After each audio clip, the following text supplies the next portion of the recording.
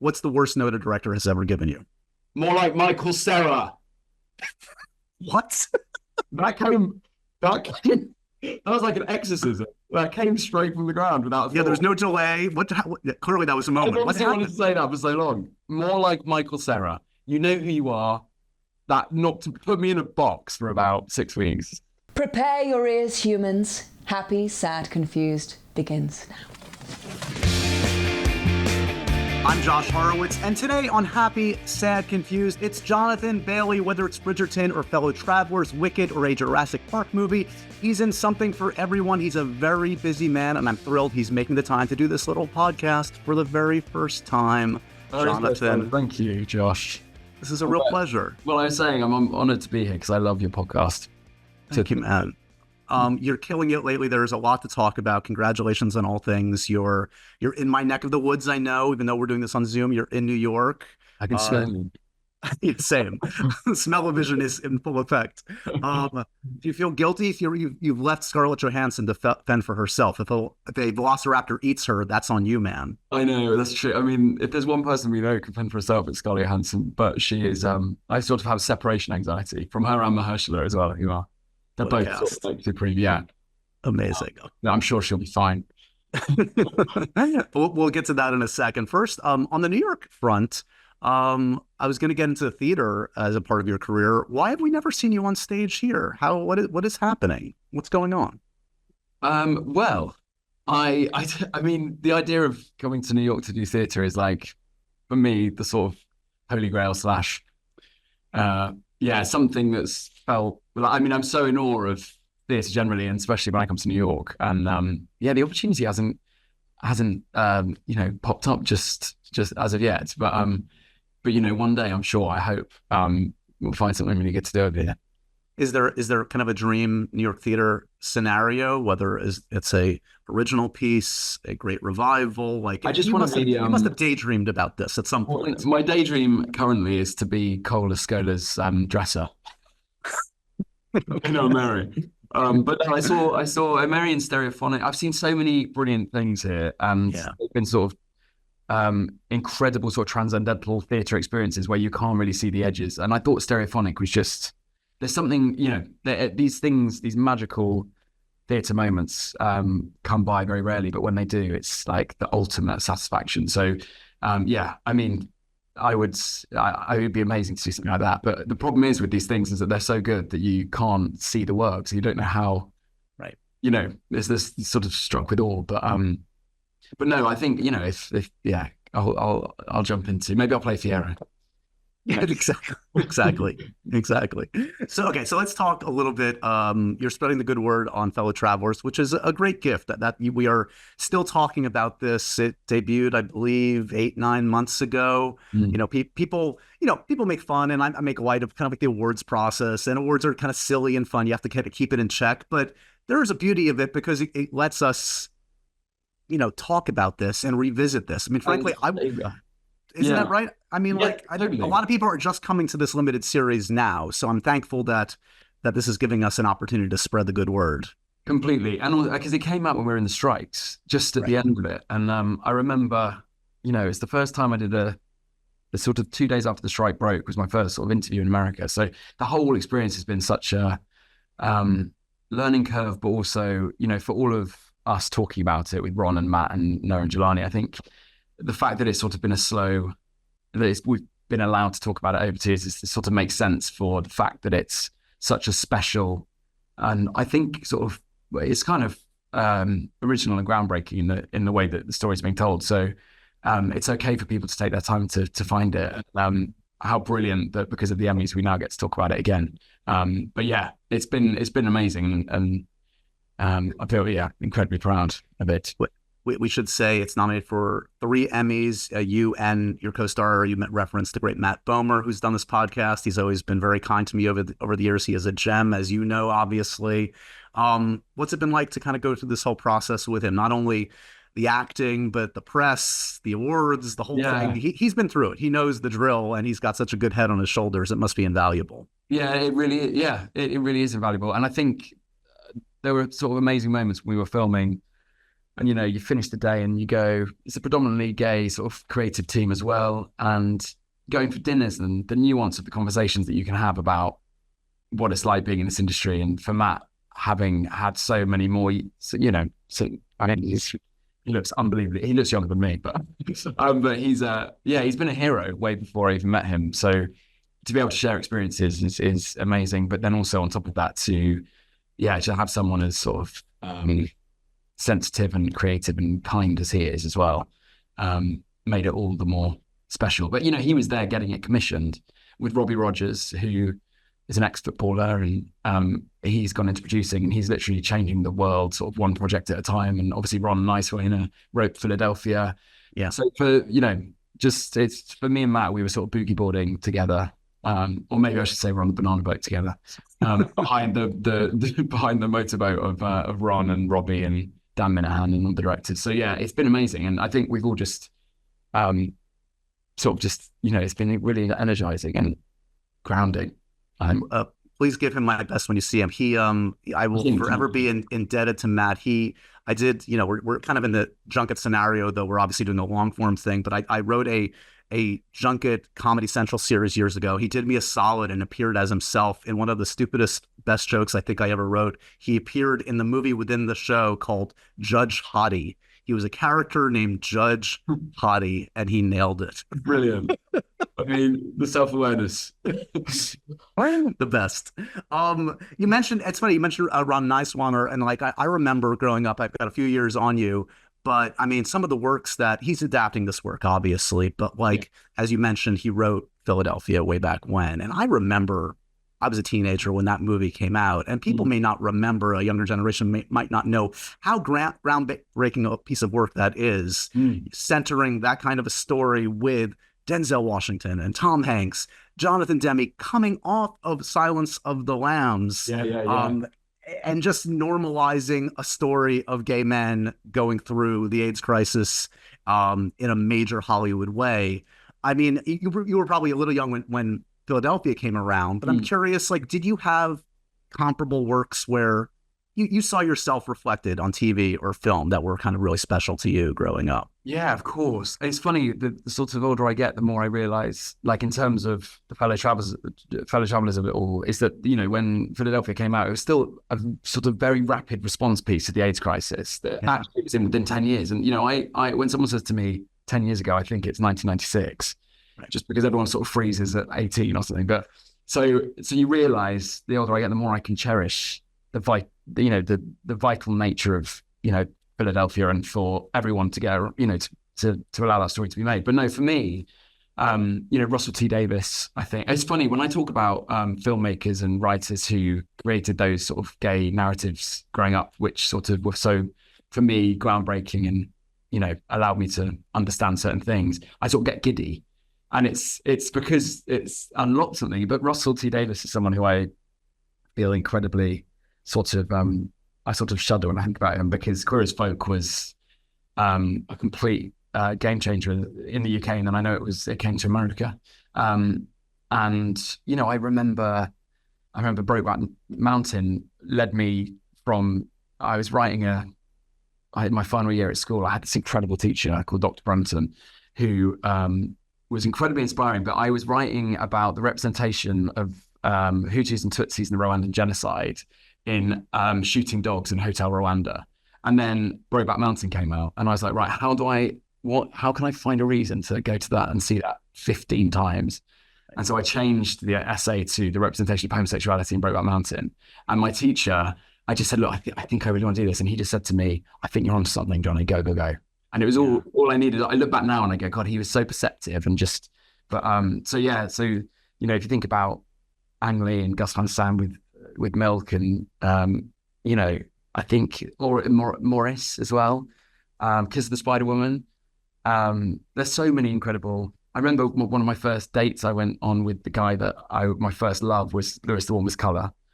And it's just, there's a real sort of connectivity to, you know, the queer experience and brilliant cinema and also art. Like, it's amazing when you then finally find your tribe as you get older and you leave school. That's obviously always really complicated to various degrees. is that you realize that the people that you end up being best friends with in adult life all have the same sort of responses to the same things. And right, those touch points are the same, those touchstones, totally. Yeah.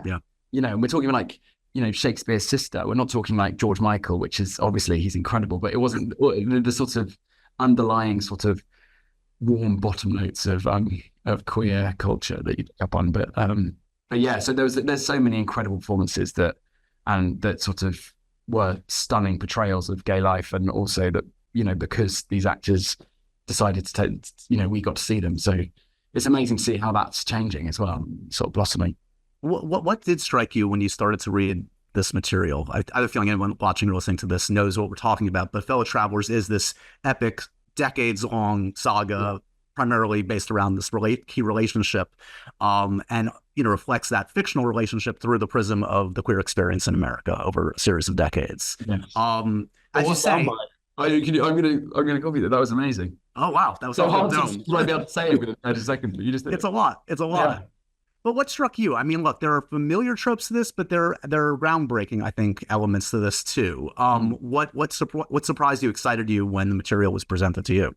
I think what surprised me was the history and the facts and the truths that were, you know, just the lavender scare in itself was just an incredible moment in time that I didn't know much about. And this is so much, I think it was this sort of brazen depiction of power within oppression of minorities, and about how that directly affects, you know, what in this case, one man that's played by Matt Bomer, but then also, of course, his lover and his wife, and it's the sort of psychosocial exploration of the characters and how shame permeates through. And I just think the relationship between the two of these men meeting, you know, at 2 a.m. in an apartment, to, you know, the Eisenhower and McCarthy and Roy Cohn, of course, and the parallel between that felt incredibly important.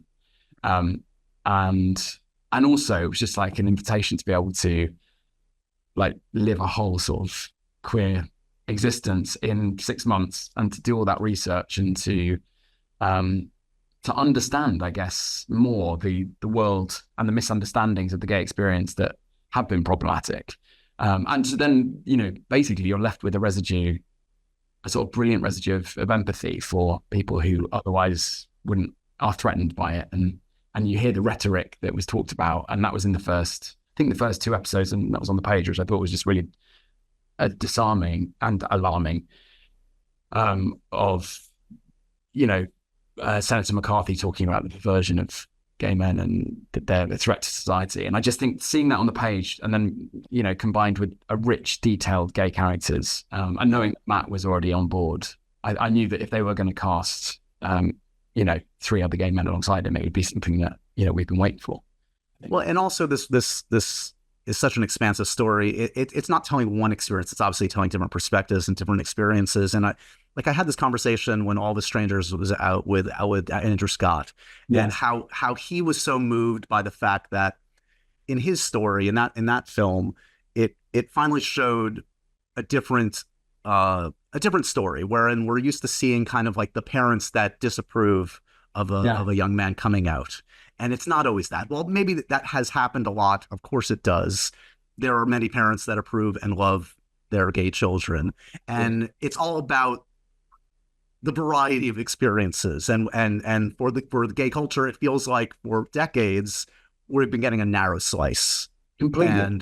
And something this expansive, fair to say, lets us see the good, the bad, the ugly of the gay experience in America over a series of decades. Yeah, well, I think true of a spectrum of sort of LGBTQ community, there's a spectrum of, you know, how the society sort of relates to gayness. But yeah, I thought the inclusion of Noah and Jelani's characters and looking at the intersection of sort of blackness and queerness and about colorism within that, and then to be able to go through, you know, those moments and then expand on it, I thought it was brilliant. And yeah, it seems like historically, you know, the pain and the bruises of you know, I suppose the result of being oppressed, and, you know, is the thing that makes stories worthwhile. Right.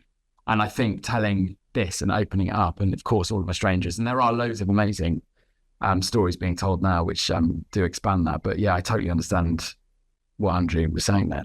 So being an adult definitely has its high points and perks, right? Like you can, if you so choose, eat ice cream for dinner anytime, any day you want. You could sleep until 3 p.m. on a Saturday or go see a movie anytime you want, within reason. But it's not all fun. Like you have to do your taxes every single year. You have to figure out how you're going to feed yourself every single night. And you have to make doctor's appointments. And for that one, luckily, there is ZocDoc. It's the healthcare app that makes adulting that much easier. ZocDoc is a free app and website where you can search and compare high-quality, in-network doctors, choose the right one for your needs, and click to instantly book an appointment. We're talking about in-network appointments with more than 100,000 healthcare providers across every conceivable specialty, from mental health to dental health, eye care to skincare, and much more. Plus, ZocDoc appointments happen fast, typically within 24 to 72 hours of booking, and you can even score same-day appointments. I've used ZocDoc, and you should too. So stop putting off those doctor's appointments and go to ZocDoc.com/happysad to find and instantly book a top-rated doctor today. That's ZocDoc.com/happysad. ZocDoc.com/happysad.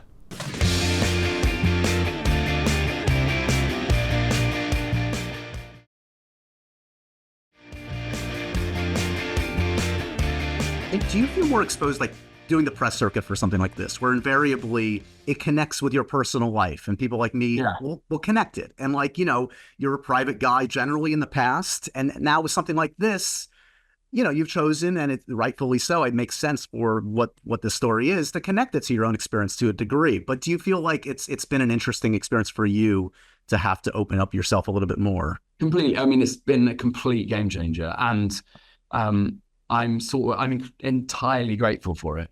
And otherwise there wouldn't be any reason for me to talk about my sexuality. Right.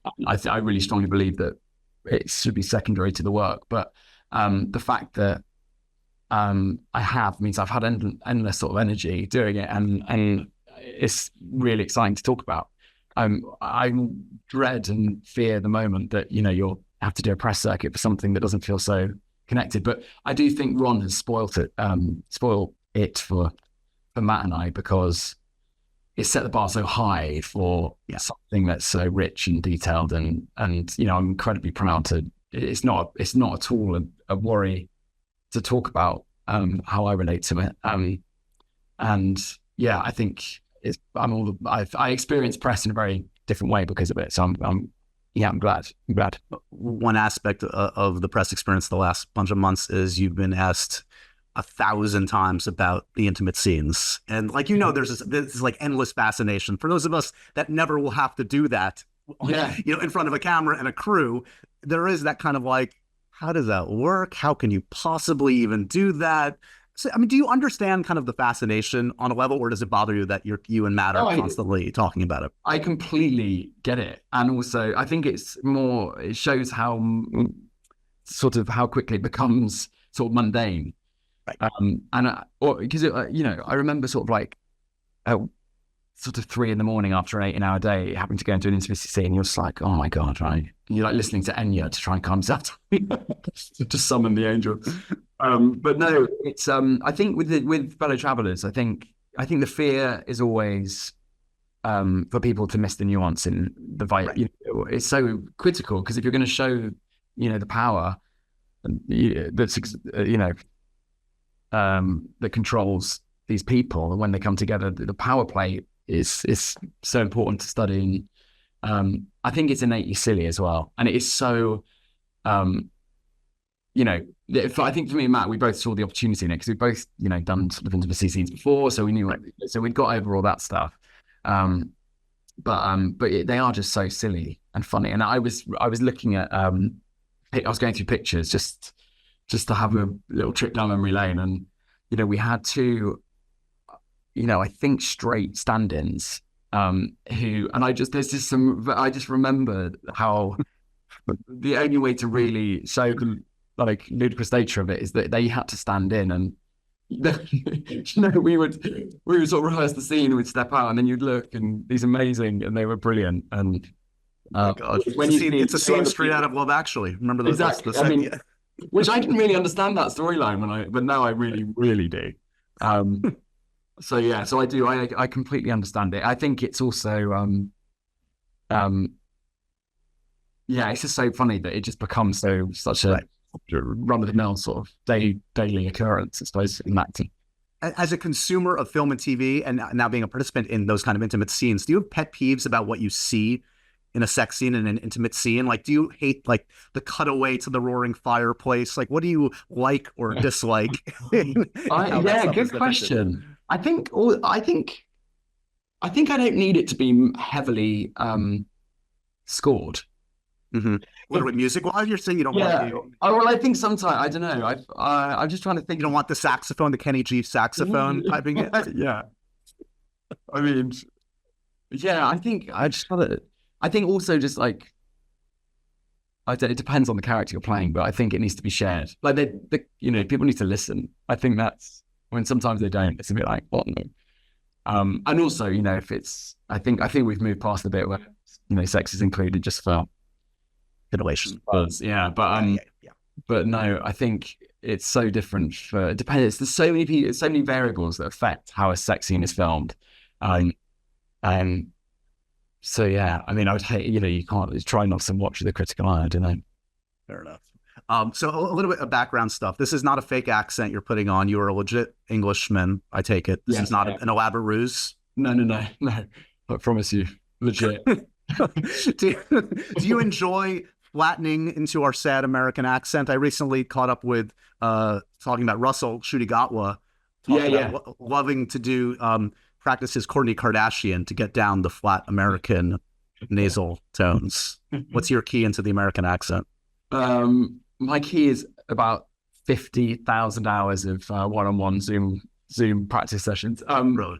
Yeah, no, I think singing in an American accent is a lot easier. And I think actually Brits do, we sort of fall into that anyway. Yeah, I'm trying to think of what my buzzwords were. I think hawk was really hard to say for ages. So I was like, and actually it doesn't sort of, I still don't, that's just something, there's certain words you just have to learn the sounds and then you just have to sort of trust it. Yeah. But on Fellow Travelers, I was like, my goodness, there's so many people that you meet on set as well. They obviously people at home see the performance, but it's so many amazing people that you collaborate with along the way. And Michael Armstrong was like a total co-pilot. And he was strong, by name and nature, because, it's to carry, there's so much of the American accent that unlocks, I think, the American experience. But no, I think singing in American is the first step, and then it's sort of, yeah. So there's a version of Fellow Travelers who are just singing every line just to get it right. Yeah. So you were, as I understand it, a child actor, a child performer. My bias against that is, how were you not insufferable? Were you insufferable as a child performer, or were you adorable? I think I was probably insufferable. I remember when I did Les Mis when I was really young. I mean, I think I was literally scouted in like a local church where I did dance, and they were looking for a little kid to play Tiny Tim. So I think that probably the fact that my family were like, what's going on? And I had no one in the industry. So that probably helped a lot. But I remember when I did Les Mis, they nicknamed me Gizmo. Presumably because I had massive eyes, I was quite cute, but I assume that meant that if water touched me, I turned into a little monster, which I think probably is true of my whole life. But no, it's funny. When you meet child actors, and actually working with Scarlett Johansson, it's amazing that there's such a.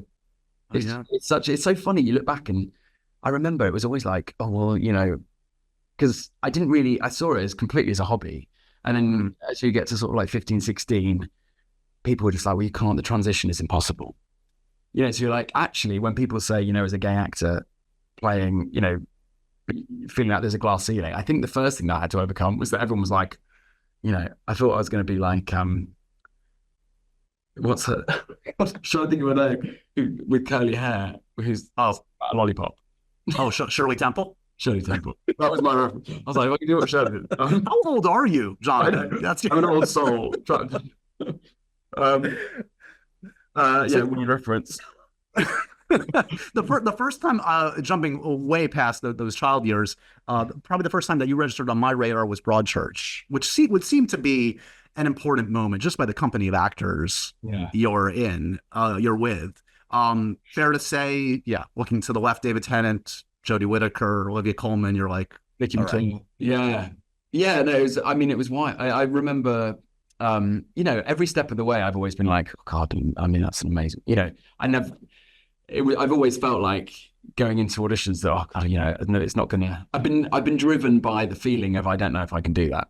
Does that make sense? But that I remember with knowing, all of, it was like the sort of creme de la creme. And Andrew Buchan, who I love, I saw Andrew Buchan, who's an amazing actor, on stage when I was sort of 16, and I was just like, he's knockout. And to be working with it, and so across the board, it was great. And Jacob Anderson, of course, as well. I guess there is that fear of just like, I don't want to be the one to let these people down. Totally. There's an amazing quote that says, like a read through, if you think that you're not the worst, you probably are. And if you think you're the worst, you're probably doing fine. Amazing. So I think that's the general rule to live by as an actor and in life. Have you, I watched the clip recently of your crashing collaborator, Phoebe Waller-Bridge, being unable to recognize who John Krasinski was quizzing her on, that it was you. Yeah.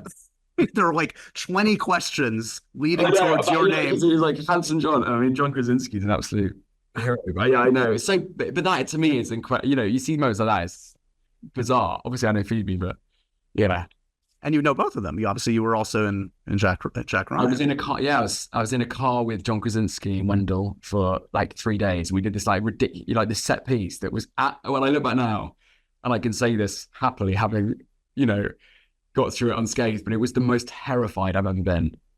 And I did not sleep a wink the night before because the sequence was a plane landing and them getting off the plane, me welcoming them, introducing them, getting into the car, and then I had to drive this vehicle as the camera. I had a little platform and they sort of hooked the camera onto the side of the car. We had to drive through and be escorted and then stop 3 times. And all the while I was sort of talking about, some, drug family. And it was the first time I'd sort of met them. So it was terrible. But, that's an example of just like absolutely lovely people, because me, John and Wendell, I remember we sort of put the world to rights on various different things. But yeah, he was great. Amazing. I work with him. He's like, I think he's great. We obviously have to talk a little Bridgerton, which I've experienced a lot of fandoms in my life. Fair to say the Bridgerton one is a uniquely intense one. Is that the word, intensity? What do you make of the fandom that has developed for this show, for your character? I'd say like a horny intensity, just like really horny fandom. But also, passionate and all the things that come with romance, I suppose. Yeah. Yeah, I mean, it's bizarre. Also, because that happened in the pandemic, right? I managed to go to the New York premiere of season 3, and that was the first time really that we'd seen, or being in the same place where people really turned up. So I feel like the passion for it is sort of supernova. How does it affect you? Well, I'm no stranger to at romance, intense fandoms. I made my bones on the Twilight films with teenage girls, so I know that look in the eye. I know. Yeah. But also because I think it's it just shows like how people connect to literature as well, and I think that's what is the Julia Quinn novels just meant so much to so many people, and it's interesting to see their responses to shifts in the adaptation, which for me is actually sometimes quite upsetting to see, the way that they've changed the gender of Michael Sterling to Michaela Sterling, which I think is brilliant and exactly what should be happening. And so but ultimately, the fact that they are going to be, I hope that they're going to be, or I know they will be, they'll be fed along the way, and it's going to be brilliant. So.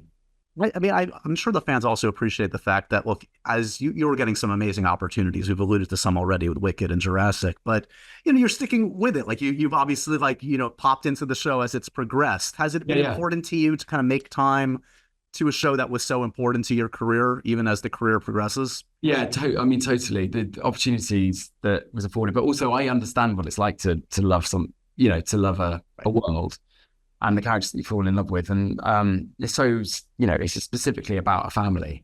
And not only that, but I just sort of love everyone there. And, I think I've got my date set for this year. So, so we are going to see you season 4. That's the plan? Yeah, I've definitely got, I've got a couple of weeks set for this year. And we'll see going forward. I mean, I absolutely would love to be there. And yeah.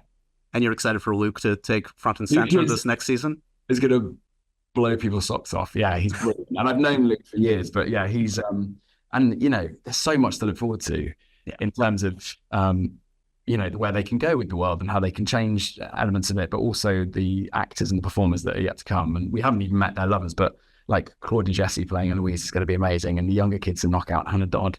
It's going to be, it's great that it changes. Yeah. Every 2 years. And I think almost like the palette of it changes. So, I think Luke's going to be amazing.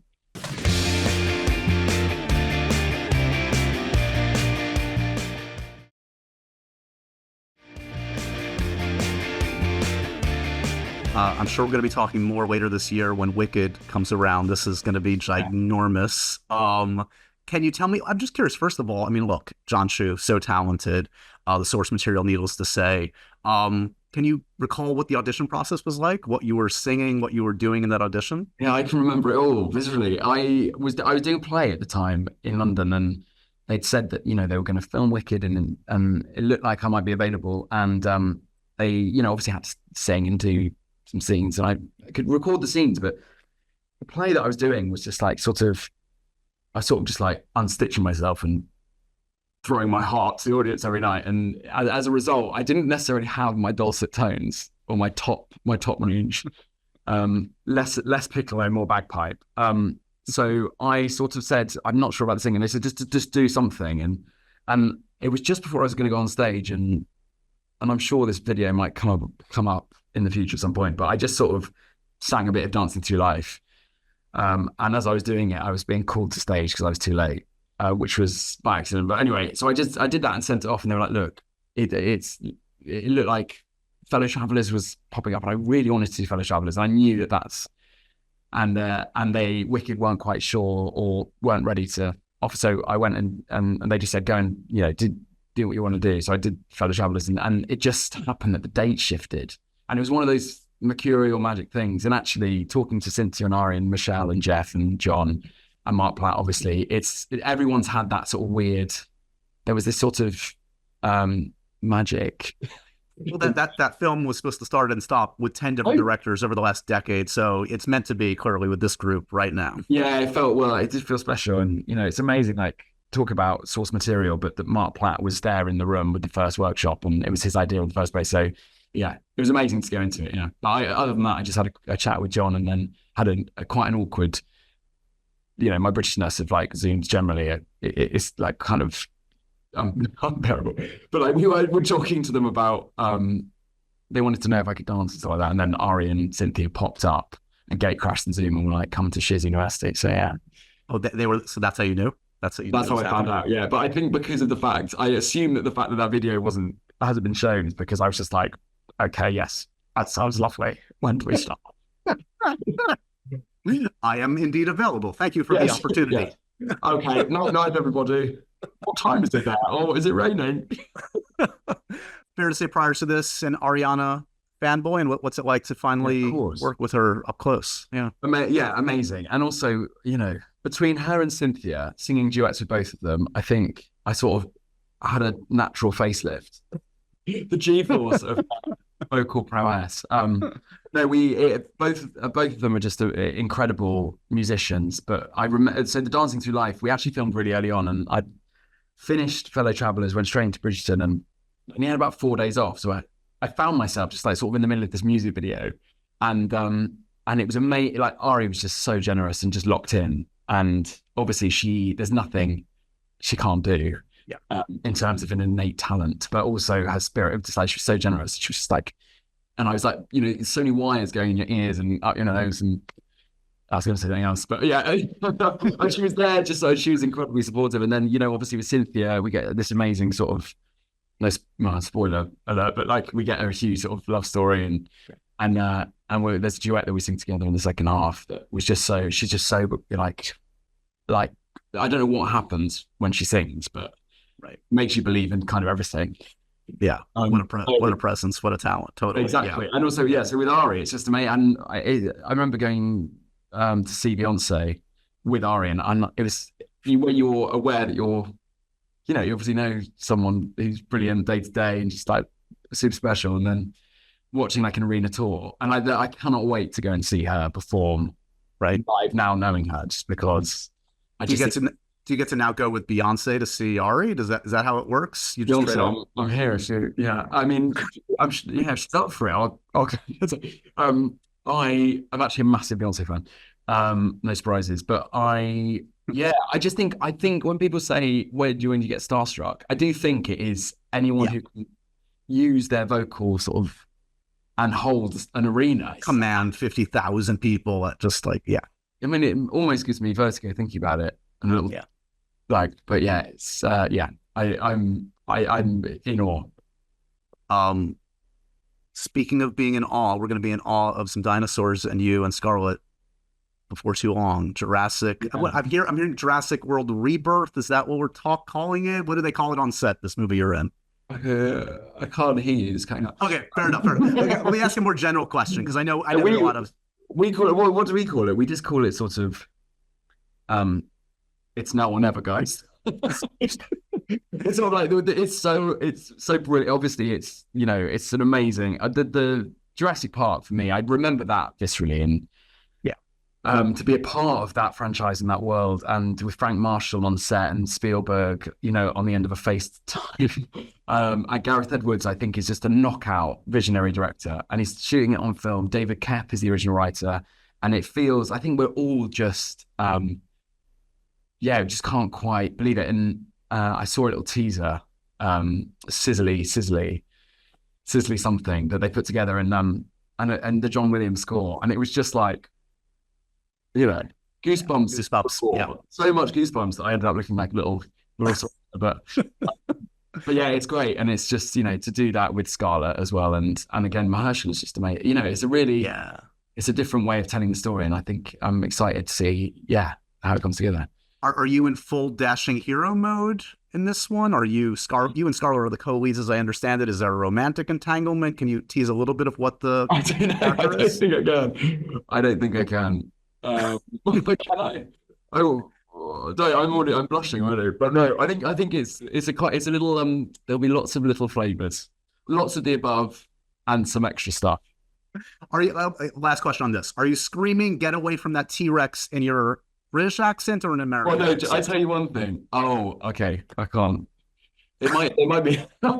This is dangerous territory for me. Okay, fair enough. I feel like talking to you now is more dangerous than looking at a tennis ball going. I feel like I know suddenly, like, you know, the girl in the original Jurassic, right? The jelly. That's me now. Wait, are you that girl grown up? There's the spoiler. I'm not saying anything. Let's end with this. The happy, sad, confused, profoundly random questions. You can't get in trouble. You can't get fired from Jurassic Park. Don't worry. Okay. Jonathan, are you a dog or a cat person? I'm now a dog person. I had cats growing up, and I didn't realize I would say cat, but I'm actually incredibly allergic to them. And I found that out when I left home.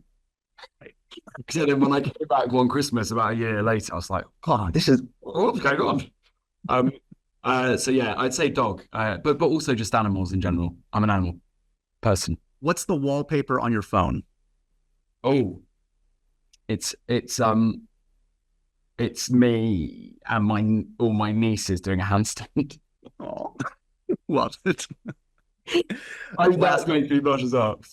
Last actor you were mistaken for? Does it happen? Oh my gosh, does it happen? I was going to say Tim Henman, but he's a tennis player. That I have played before. Sure. Who do I get?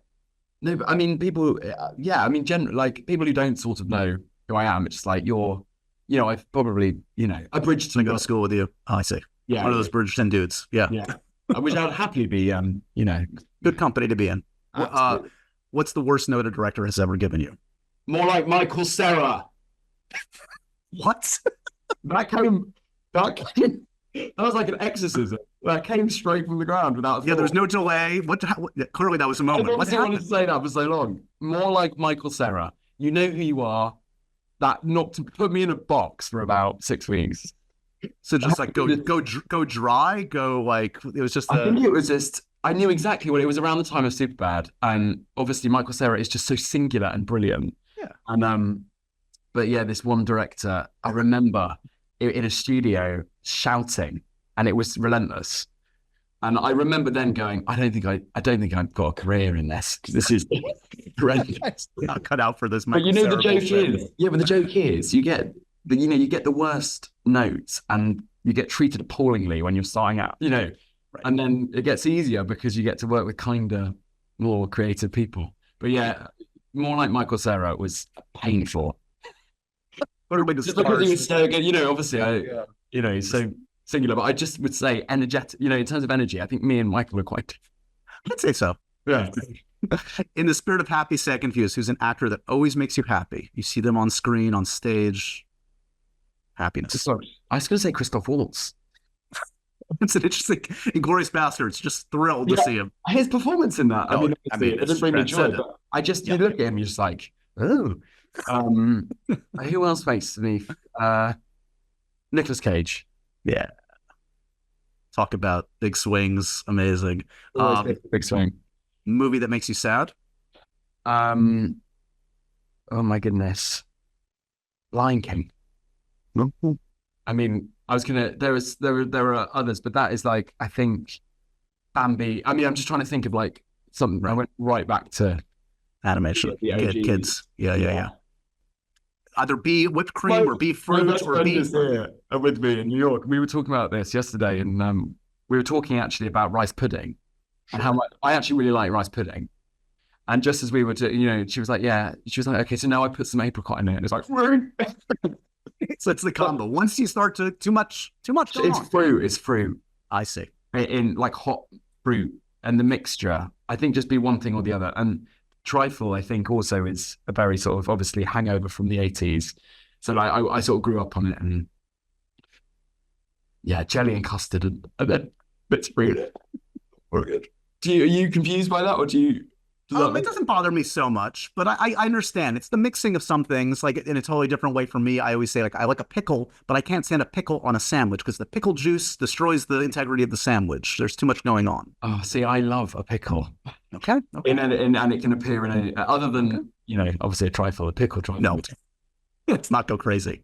Yeah. I'm going to let you go, but I do have one question I forgot to ask about Heartstopper. We're very excited to see you joining in a small role, obviously, but you were a fan, I take it. Is that how did you manifest that yourself, or did they come to you, or what happened? The first Heartstopper, well, I mean, both of them, but when I saw Heartstopper, I just thought, it's sort of full circle when we started talking about stories we had growing up. And the one story that we definitely didn't have is that of Heartstopper, showing, positive, aspirational, gay sort of teenage love stories. And I just thought it was, for me, even, I'm only sort of 15 years older than the crew, like the cast and the stories that are being told, but I found it incredibly melancholic. And then I spoke to, other gay friends who are a lot older, and I just thought, what a brilliant thing, no matter what happens, to know that the next generation has that. Yeah. And the fact that it's so that, the actors are so knockout that it's not a gay, people, they just see it as their teen drama. And that to me felt groundbreaking. And, it's a small world, and there's a real brilliant group of people. And one, Patrick Walters, who produced it, is really good friends with Josh Cole, who produced Crashing. And Josh I have a few friends in the UK who were like, they're just, you just have these, you have a bottle of wine, you can just chat about everything, but including gay experience. And we were talking about Heartstopper a lot, and he was like, oh, I'll let Patrick know. And I just said, look, if there's anything ever, and I would have served, tea on set. Trifle? I would have served trifle. No, that would have been pickles. I've given out for free. But no, I think, it was just, I popped up, but it's just, it just, I think it's, for me, I just like, if I can, just contribute to something that's special to somebody. I can't say enough how brilliant I thought it was. And it just made me think about various things, So it was good. Yeah, I just met Kit, who's about to do Romeo and Juliet here in New York, to come full circle on Broadway. So I know, I'm really excited to see that. And also Wild Robot, I thought was just one of the most beautiful trailers, and I can't wait. Yeah, I've heard great things. I have to check it out. Yeah. This has been a real pleasure, man. This has been overdue. Thankfully, you have so much work coming up. I know the conversation will continue. Congratulations on the first Emmy nom, well deserved, fellow travelers. If folks have not checked it out, please do so. It is a special piece of work for all the reasons mentioned and more. And yeah, man, we'll talk Wicked, we'll talk Jurassic, we'll talk your eventual Broadway debut, I'm sure. But bottom line, thanks for the time today. Can I just quickly say as well, but through in being something like Bridgerton in the middle of the pandemic, and this extraordinary thing happening, I sort of ended up relying on podcasts. And so I've listened to you over the years. So to be here is great. And just the way that you interview is just brilliant. And you get such honest and insightful answers that actually was really helpful to hear other people's experiences. So I thank you very much. Thank you, man. We'll share a trifle one day in person. Yeah, you have. I'll just have the jelly. You can have everything. Fair enough. We'll share. Thanks again for the time, man. Yeah, I do hope we see each other in person one of these days. Thanks so much. All right. Have a good one.